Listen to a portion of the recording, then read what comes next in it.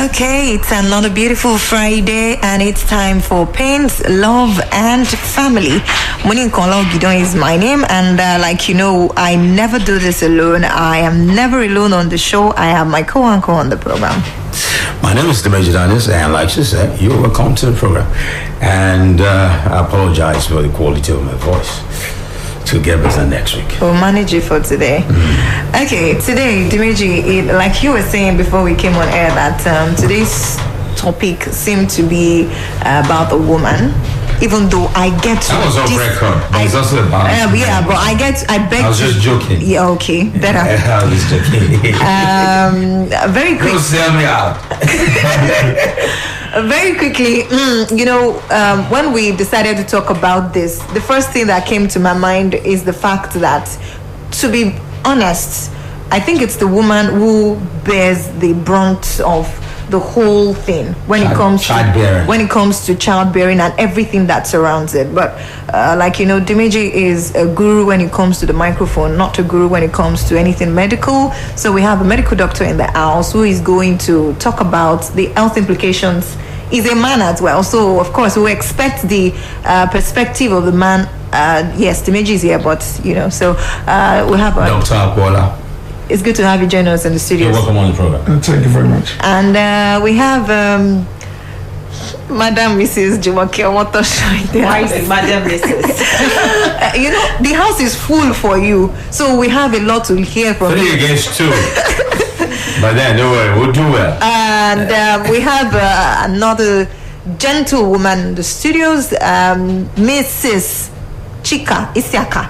Good afternoon. Good afternoon, thank you. All right, so let me throw the ball back to you, Dimeji. So you know how the different issues that crop up after childbirth, the body of the woman changes during pregnancy, and then after childbirth, a lot of issues. For instance, one of those is PPD, postpartum depression. It could even get worse, postpartum psychosis.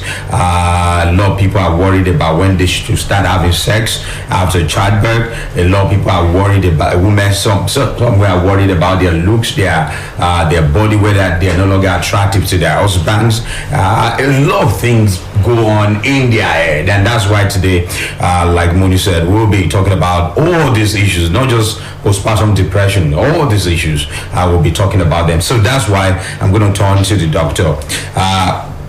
Let's begin from postpartum depression. How will you define it? When can one say a woman was just given by postpartum depression or postpartum psychosis? Okay, thank you very much. Postpartum depression is, how to say in the medical term, is a psychiatric illness. So it happens after birth, that's postpartum, and this occur due to the emotional changes that occur in a woman that just giving birth. Maybe due to changes in the body, can also even be due to hormonal changes or due to changes in the body, inability to know the feeling of I can't meet what I'm expected to do. Maybe she's just a mother for the first time. Mother for the first time. The risk is more in mother for the first time. But even those that are giving back to 2, 3 can still experience it. But when people expect you to do more, and you think you can do more. Can't live on. Yeah, you have the responsibility to your baby, responsibility to the family, responsibility to the husband. And also you have the feeling like, oh, my husband, I might not be as beautiful as before, but my body has changed. I'm not taking care of myself. Then the husband is likely going to be having extreme interference. All these things can cause a depression, which is still mild. So when I say still mild, I'm saying we still have postpartum psychosis. So it's like a continuum. Postpartum depression still mild. We even have postpartum blues. That's what they call it baby blues. Baby blues. Okay. Where a mother will start crying for no reason. Just the mother crying for no reason. So I don't want to forget this question, but are we blaming the men for that condition in women? No. We're not even. No, Dimeji, I'm asking because the depression setting in leading to postpartum psychosis. There are different things that can trigger it. But when he was describing the way the woman is thinking, how my body looks, how I feel. Some don't even have anything to do with attraction or anything like that. Some can't even place their finger on what is wrong. Yeah. Okay. So, I want to make a clarification. Making a statement, postpartum depression does not really lead to psychosis. Yeah. Okay. No, although it's a continuum. One is minor, one is major. Serious. So, at what point does it become postpartum psychosis? Okay. No, postpartum psychosis is a psychotic disorder. Yeah, depression is a psychotic disorder. What is a psychotic disorder? When this Yoruba people said, you call it worry. Abyssin, something like that. So it's a psychotic disorder when somebody starts giving out starts expressing violence symptoms of psychosis. Okay. When you're agitated, there's violence, there's delusion. You believe that. I read that some could also become suicidal. They want to kill themselves. Yeah, that's in depression. It's one of the things we ask. You can ask a patient, have you ever thought of killing yourself? It's one of the way we make a diagnosis. You know why I'm kind of wondering what is all the things that I've read. What I kept reading was that sometimes they can't even say what is responsible for it. As a doctor, what do you think is responsible for all of this? Yeah. You said hormonal changes, all of that and all of that. But beyond all those, are there other things? Because in Africa, we are kind of spiritual. Some people will say, we are once and I'm going to say something about likely responsible for depression and the psychosis. Like I said earlier, in depression, you're depressed. That means you have the feeling like I'm not enough. Okay, I'm not enough. I can't do this. And look at we have changes in your daily activities. What you do before you can do it. Yeah. Your sleep pattern changes. The baby starts to cry at night. And it's even aggravated by the husband might even say, I don't want to sleep with you, baby is crying, let me just go to another place. To the living room. I've done that before. You're tired, you don't want the baby to disturb you, just go to the living room. Okay. So all those stuffs, I can't do enough, they cry, everything changes. When you give back, everything changes. So okay, let me ask you this. One of the things that I read is that there's also postpartum infections, like you could have infections of the uterus, bladder, or kidney infections. Yeah. How will a woman treat this? How can all of this be treated? Okay, thank you. Postpartum infection, that's we can call it postpartum sepsis. No, we have risk factors for them. So we have risk factors for them when there is infection or sepsis. It's occur when a diagnosis is made when in medicine we say we make diagnosis through history. That's why we take history, we examine and investigate. In history, when there is fever, after birth, mother start having fever. Although so many things can cause fever, malaria can cause fever. But when mother start having fever, that's not due to malaria, not due to another cause. And that can be chills, mothers start having chills, fever. There can be low abdominal pain. It involves the reproductive tract, the uterus, that's the womb. It's tender, so there can be low abdominal pain, there can be fever and stuff. So with this, and we investigate, we get the urine, we investigate the urine, UMCS, we do the red blood cells, we investigate. And if it's established that there's puerperal sepsis, then the best thing is antibiotic, as simple as that. Okay. Okay. All right, now a little break from the medical perspective or postpartum issues. Let's turn to the ladies in the house now. How would you describe don't let's use postpartum now. Let's talk about the love in the. Let's talk about the love before the postpartum, before the childbirth, yes, and then after. and after. Between you and your husband.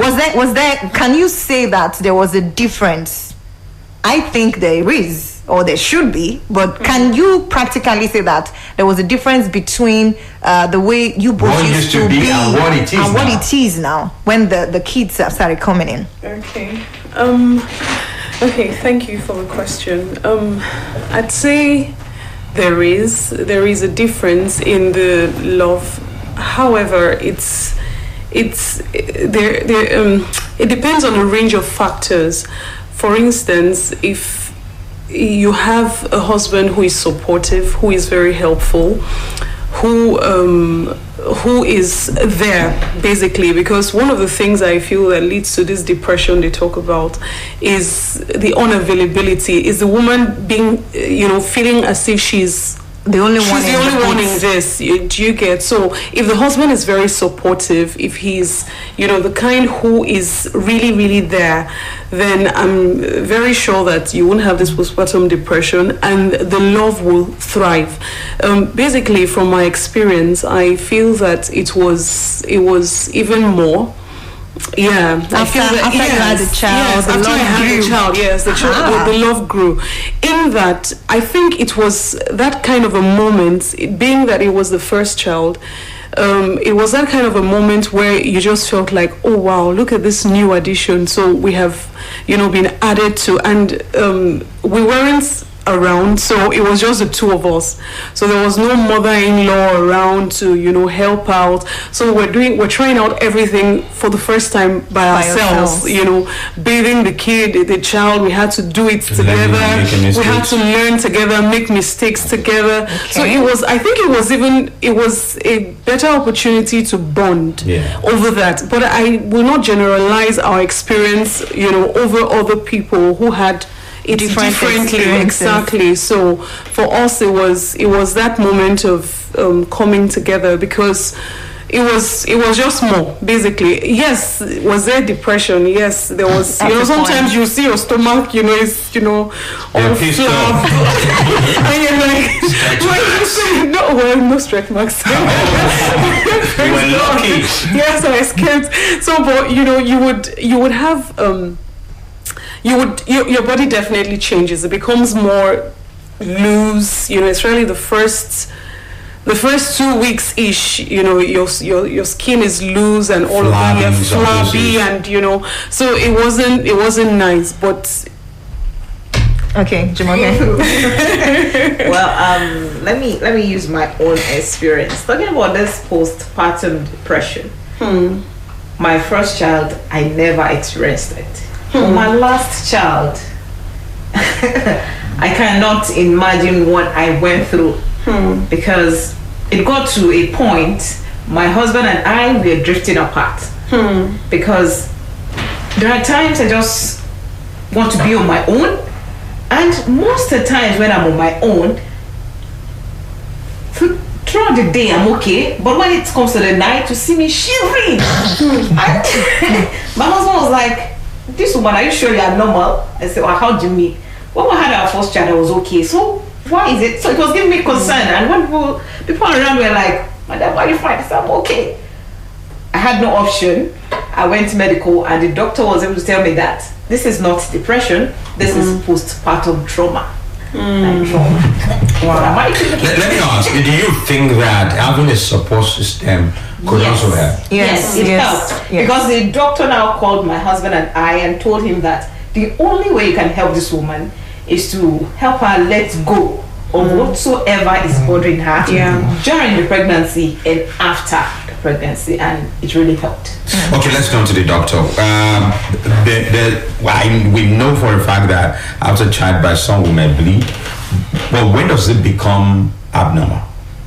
When bleeding becomes abnormal after birth, it's even included in the definition of postpartum hemorrhage. Okay.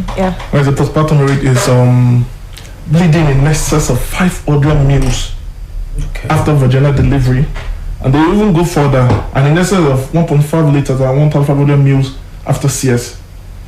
When there's a bleeding in excess of those volumes, then it's a postpartum hemorrhage. Then you should be concerned. I read somewhere that it could have been caused by the womb, you call it uterus, right? Yeah.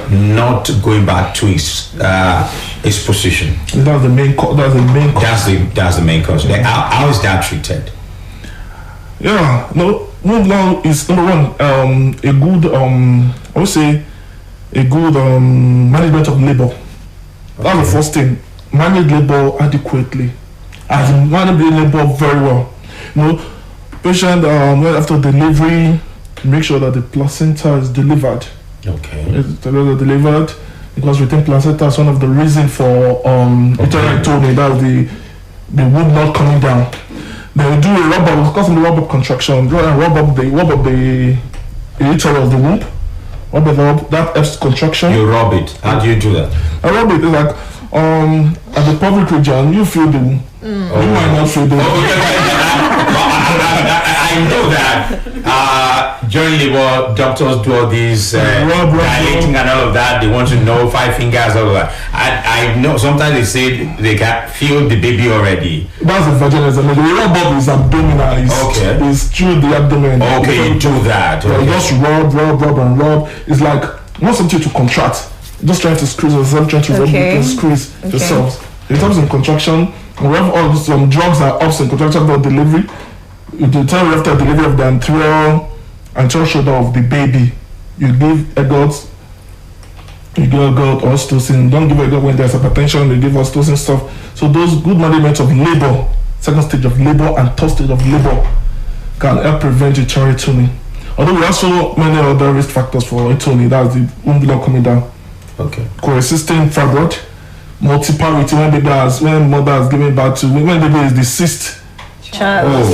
Womb is flabby, so for it to come down, it's not easy. The womb is overused. It's elastic, the drug is overstretched. To come down, it's not easy.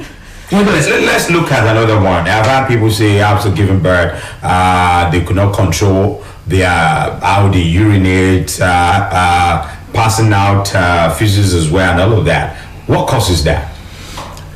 Yeah, not doing labor. There might be injury to some perineal muscles. Okay. Injury to some perineal muscle, can be even tear, can be due to injury to perineal muscles. So these can cause problem. So they'll just be urinating without control. Passing out feces without control. Yeah, like this urgency, like that is a control, but before you can even decide to urinate, the urine start coming out. Before you get to urinate, the urine start coming out. How do you deal with that medically now? Before we talk about the emotional, because these are some of the things that I will get to that part. Yeah. How do you deal with that medically? Is it surgery? Is it drugs? Yeah, we do surgery when it's severe. But when it's severe, you can only do one kind of exercise, we call it Kegel exercise. Kegel. Yeah. Okay. When you exercise the perineal muscles. But some women, I don't want to use the word lazy because I know they will come at me. Some women say, I'm feeling love pains, I can't do this, I can't do that. Then how do you deal with that if you have such a woman? As a doctor, as a husband? No, as a husband. What would you advise the husband to do? You just, like I say, you encourage, you pamper, you encourage, you assist. Some can be encouraged. African men don't know how to pamper their wives. Stop saying that.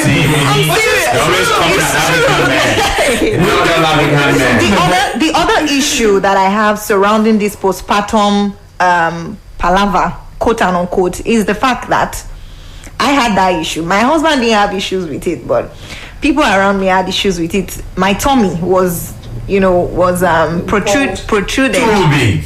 I remember seeing that. And really, I don't want to say because my husband was not talking about it, I didn't want to work on it, so I didn't want to neglect it, but it was obvious that my tummy wasn't going down. Even me, I was feeling like, what's happening? And many people were like, I should go and sit down on hot water, go and do this, go and do that. Medically, especially that sitting down on hot water, is it okay? Is it healthy? Yeah, this sitting down on hot water, I think people usually say that maybe after, because of the distress, after they must have cut through. Tear. After a tear and the repair, or the doctor have to helps with the pain. They also help with healing. Yeah, it has been, people do that. Helping or not helping, but I don't advise my patient to do that, because that can increase the chance. The tissue is absorbable, can easily, and usually sitting on hot water, we just steam it and make it cut. It's like you got something kind. The tissue it's absorbable. We just absorb the heat, can cut easily, and there can be a tear again and stuff. So people say that, people do that, and they tell me it works, but I don't subscribe to that. Now, with all of these, let me turn to Chika, yes. Chika. Now, with all of these, for a man, a lot of issues cropping up after childbirth, vaginal bleeding, like we mentioned, incontinence, where she's not able to control her urine, and all of these issues. There are men who are easily irritated. They get irritated, they get disgusted, and as a woman, okay, let me ask the doctor first. Let's assume now. Let's push your medical aside. Let's talk to you as a man. Okay. How would you advise a man who is easily irritated to deal with all of those? And this definitely can affect attraction. Some men get pissed off, like, even though they're happy they have a child now, but they don't want this woman. You marry a woman with a flat tummy like Moni and you end up with a woman with a big belly. How do you do with all of that? Yeah, let me just. I want to say that with an example. Just give an example. Like when my wife was with a false pregnancy, everything changed. There was this plasma, there's a brown patches on the skin. She was big. No, I married a yellow girl. She turned black. I can't deal with that. What do you then? I'm just saying the truth right now. I didn't even tell her now. That's like more than 4 years ago. Is she listening to radio? Keep it to yourself. She's listening to radio. radio. You were pissed off. I wasn't pissed because but I exhibited the feeling I had. I even increased it. I said, we went to cinema, I took her so many places. No, that helped. That she didn't even realize, so I'm big. And you were not. So I'm big. No, it helps in depression.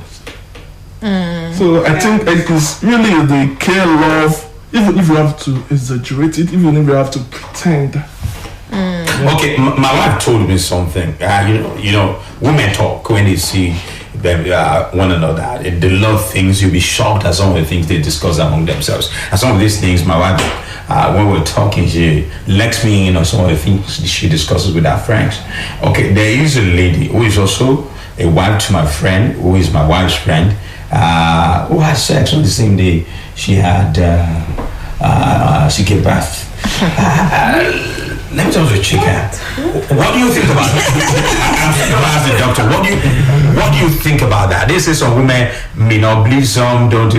For instance, my wife told me she does not go into labor. She has sex on the same day, right there in the hospital with her husband. Okay, what do you want me to say to them? Okay. What do you think about that? When do you think is the right time to have sex? Well, I think usually medically you'll be advised 6 weeks if it's a CS, and if it's a vaginal birth, I think 4 months, 4 weeks ish. So, but then I think that it could. Depending if both sides, because it's an attraction thing, I don't want to believe that in that case you mentioned it was a rape case. No, I'm sure that it was mutual. She asked for it. So yeah. I think it's if she feels up to it and her body, because I feel our bodies medically, yes, they say don't do this, but our bodies have a mind of their own. And if your body feels up to it and you feel like your body can take it, he's gentle. Dimeji, did you say she asked for it or her husband asked for it? She asked for it. Okay, so what if it was a situation whereby her husband asked for it? That would be unreasonable, I think. No, something that is. I think. Would it be unreasonable? If the husband. Let me tell you my own experience. Let me tell you my own experience. A week after my last baby, my wife asked for it. I was shocked. Like, with all the bleeding and all the irritation. With all the blood still coming out and your wife asks for it, how do you deal with that? Not something that's. Also, if there's no contract. In CS, in CS, having sex in CS, my cause because there is a wound, there is a rupture. What about vagina? Childbirth. Yeah, childbirth now. I think if there's no contraindication, the only thing is, but blood is still coming out. Is that even clean? No, yeah, that's what I'm saying. The only thing about it is having sex when a woman is menstruating, when a woman is discharging, and when a woman is passing low care can help in transmission of infection. That look here, let people get it. I don't think it's only blood. I read somewhere that it's also retained placenta. So it's not just only blood that is coming out. That sometimes retained placenta, some part of the placenta could also be coming out. No, it's not the part of the uterine part. Okay. The metrum, the uterine part. Okay. Not the metrum, not the placenta. Okay. The So with all of that, is it safe to medically, health-wise? Yeah, the reason is it can increase the chance of puerperal sepsis when there is transmission of infection. The way you have sex, you up the bacteria to move straight down to the womb, to the tubes. So it increases the chance of sepsis. That's just it. Okay, I think you mentioned the position now. What if the position were to be different? You said, what if it was the other way around? Like, what do you mean? You said she's demo. How did you put it? No, I wanted to say, okay, if there's a contraindication, although that is, I would still say that's a relative contraindication, it's not an absolute. Okay. I'm just saying it's a relative, not an absolute. So you're saying they are good to go? Both of them are good to go? That's a contradiction. I don't want to put anybody into trouble now. I don't know that I saw the smile on your face while she was saying that 6 weeks if it's CS and 4 weeks if it's I saw that smile. I was like, what is that correct? Is that correct? Just like, yeah. No, 6 weeks is pass local, some pass local 6 weeks. Okay. Some finish passing local, everything dries up within 4 weeks. So if the sex is slow and easy, exactly. We have to wait. I don't know what taking them was really. I think it's basically what works for each individual. person. Okay, now Individual. what Should about not be forced. Okay. What about a man who wants sex and the wife? You know, some women, even 3 months after childbirth, they don't feel like. That's because some of the postpartum issues is that there are women who feel who experience painful sex after childbirth. Now, for a woman like that, and the husband keeps demanding for her again, how would you advise the wife to do it? That was my experience with my last baby.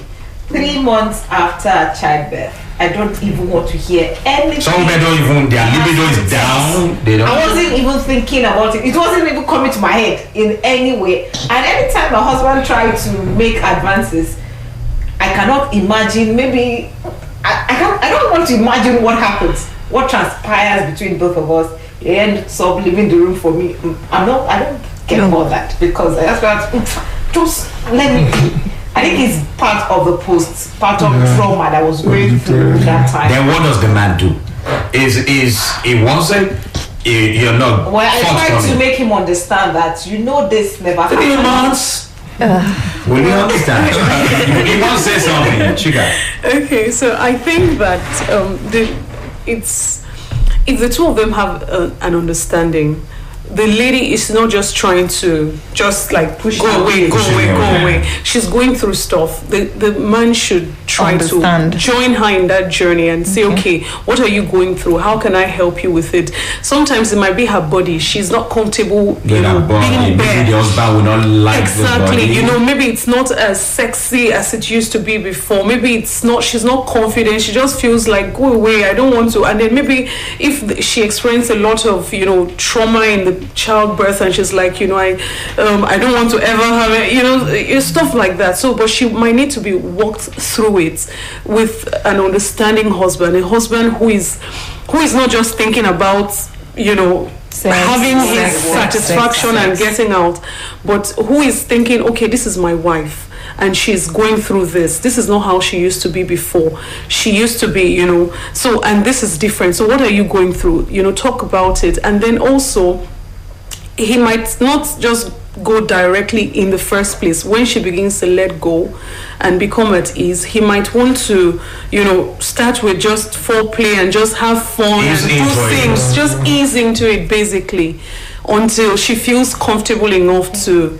and whatever it is her love language is, if it is that, she likes to go out, she likes, whatever it is, you can just be, dropping all of those things. Let her be feeling relaxed. Don't always just, sex, no, she would just turn off. So if she feels comfortable and all of that, after some time, I'm sure that she would be open for business. Okay, Moni, I think we should take a music break now. And then when we return, we open the port for people to call. Numbers to call this afternoon: 090-8177-8793 and 081-6251-9991, 090-8177-8793, 081-6251-9991. Don't forget what we're talking about: postpartum issues in marriage. Hello, good afternoon. Good afternoon. Good afternoon. What's the name? I'm calling from Iwaro. Okay, what's the name, please? My name is Comrade Awe Aro. Thank you for joining us. Please go ahead, comrade. Yes, I want to say that I enjoyed the topic postpartum psychosis. I came across that phrase in one magazine some time ago, and I want to say that I am highly elated for you to deliberate on this. Then I want to advise our men to try as much as possible to understand their women, their wives, because it doesn't look like that. It's not easy for a woman to pass through a 9-month hectic period like that, and at the end of the day, she's treated anyhow. But there is one other thing I want to notice is that is what I can call prenatal psychosis. I can observe this in some women. When they are pregnant, they are always very aggressive. And I want to ask the question from the doctor in the studio, if he's able to explain this. What are the causes of women being aggressive when they are pregnant, apart from even the psychosis they have after the delivery? Then I want to advise generally that we should understand one another, each other, the husband and the wife. God bless Nigeria. God bless you too. Thank you for your contribution. Hello, good afternoon. Hello, good afternoon. Good afternoon. Good afternoon. What's the name?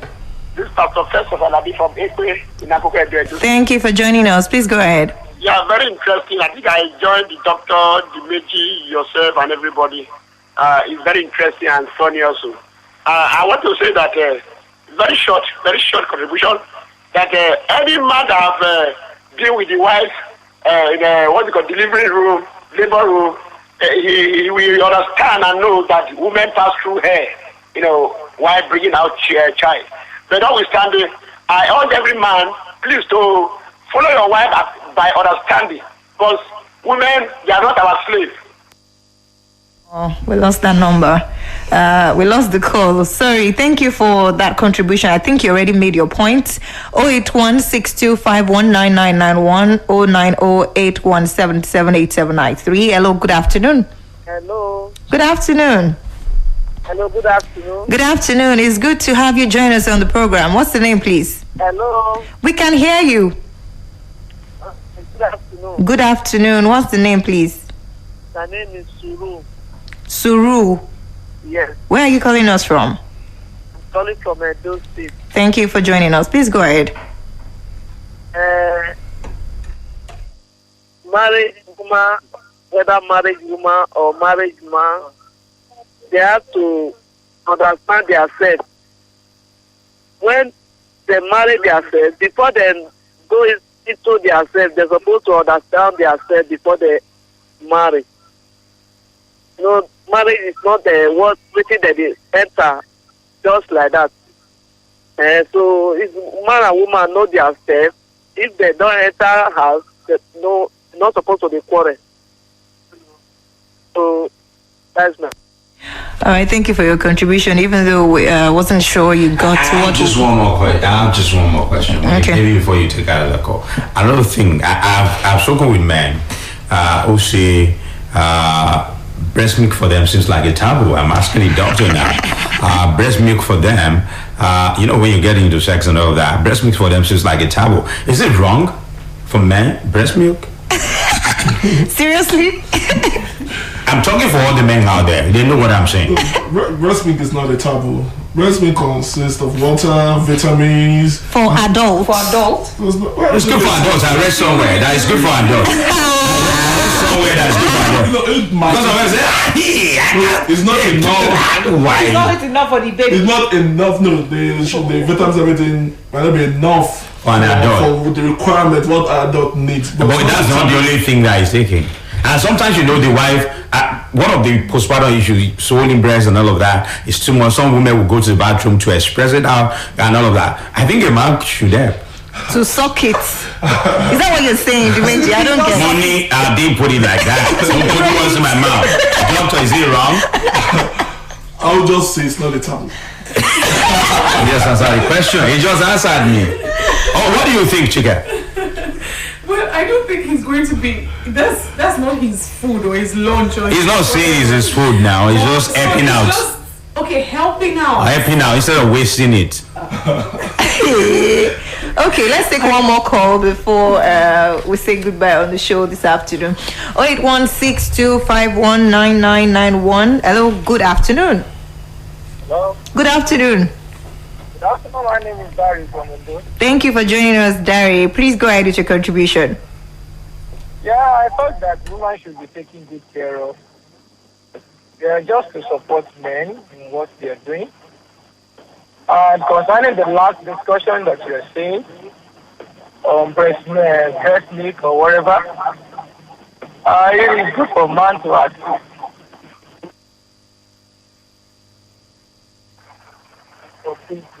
Hello? Dari, we can hear you. It's for babies. But when husband and wife understand themselves, right, on their own secret babies, men can take care of that just to support, but it's not meant for them. Okay, thank you very much. I hope we will stamp the baby while supporting. No, you have two babies now. The bigger one, the small one, and the little baby. One of the babies need that more than the other. We are all your babies now. Okay, I do not want us to take more calls so that we can all say what we have to say before we leave the show. But before we go, I think there's one particular issue that we need to clarify, which is the fact that I don't want to say African men again, but I think I like the story from the doctor when he was talking about encouraging his wife, even though he had something different in mind. I know you're a medical doctor, but please, can you advise our men to learn how to accommodate, even though that's the way you are feeling, but it's not everything that now you say. There's some way you can package words and make them look very nice, Make her look beautiful, feel beautiful. Yes, exactly. Take for instance, when I was talking about my protruded tummy and my husband. Tell her she has a flat tummy, even though the tummy is not flat. No, that's not what I'm saying. But she's your wife. There's a way you can tell her that. There's a way you can tell her what. You still look beautiful. I still find you attractive. Even if you are not, in a way. I think I want you to say something about that before we go on the show. Thank you very much. What I believe is in this world where if you can marry a woman, they must have gotten to an extent of love you can't contain again. So that's when you ask a woman, I want to marry you. So that means you find everything attractive. Maybe it's the beauty, maybe it's the shape, maybe it's the voice. The good, the bad, the ugly, you have to and everything. So for you you're not forced to marry. So when you marry somebody and that person starts changing due to something is not our fault. I believe the only thing you need to do is to support, and we need to let our man know that these things, most of them clear off, although some some might not clear out, but most of them. The big tummy stays though. If she does not make any move to work on it. If it's not overstanded, even in overstanded big tummy. Would you also say that women, for instance, the big tummy, would you also say that women should also play their part? You know that this man, this one of the reasons that your man likes you is the flat tummy. And he has said it to you, and then all of a sudden he wakes up one day, your tummy is like from here to Ibadan, and then somewhere will not even make any move, any effort in trying to get the body. You can do exercises and all that. So I think women should do their own, play their own part as well. Don't just say the man should continue loving the big belly now. Chika, you want to say something before There are so we go? many big belly women that I could have married. Yes, I think I would also advise that the woman should also try to do some postpartum exercises as well. To, even though the body would most times, come back to shape. It's just those first periods of, it being so. But after some time and with the right exercise, and breastfeeding, as well as dieting, also eating, watching what you eat, I think that it also helps. And then another thing I also want to mention is that many people say, oh, you gave birth, you never added, you still are the same way. I think one thing that also I'm not trying to is, okay, many times some women, because their mom is around or their mother-in-laws are around, they just relax, not do anything, they become lazy, and then they just keep eating. They say, oh, I have to breastfeed, I need to lactate, so I eat.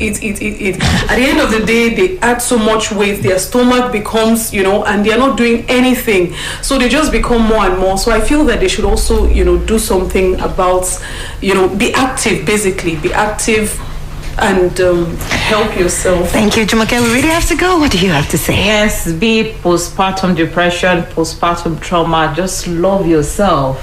And husbands, help your wife. All right, Dumeji. Okay, thank you very much for joining us on today's edition of Pink's Love and Family.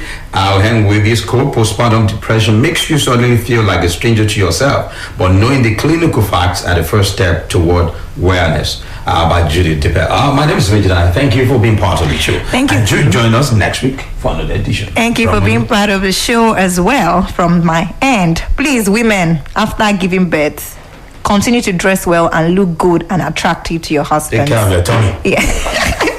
We'll see you next week. Bye-bye.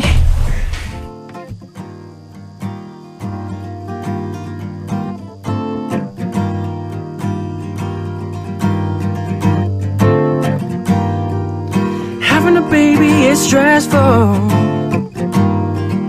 You might get pink cause you're so happy, but 80% of the women out there will feel blue. Usually starts on day 5. You're so sad cause you're so tired. The dial is 88.9.